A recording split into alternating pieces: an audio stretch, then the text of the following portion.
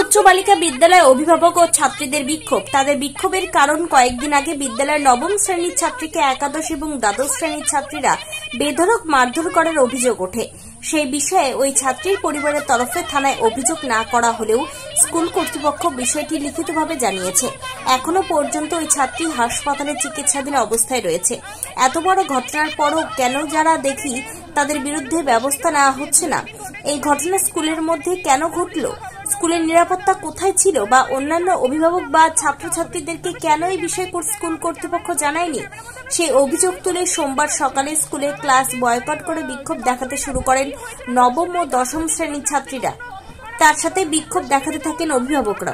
বাথরুমে একটা নবম শ্রেণীর মেয়েকে বাথরুমে নিয়ে গিয়ে তাকে হাত পা কেটে, চোখ বেঁধে হাত পা কেটে দেওয়া হয়েছিল। কেন হবে? আর হলেই বা কোনো স্টেপ নেবে না কেন? এটা হয়ে যাওয়ার পরে দিদিমণিরা কোনো রকম কথা বলে না, কিছু বলছে না।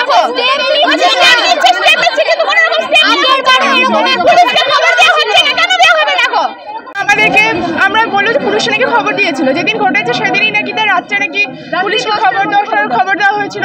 ওনারা বলে নাকি 4 দিনের মধ্যে আমাদের খবর দেওয়া হবে। আমরা সিসিটিভি ক্যামেরা দেখতে চাইলাম, আমাদের ক্যামেরা দেখা হচ্ছে, কিন্তু ক্যামেরার মধ্যে আমরা সত্যি কথা বলতে কিছু দেখতে পাচ্ছি না।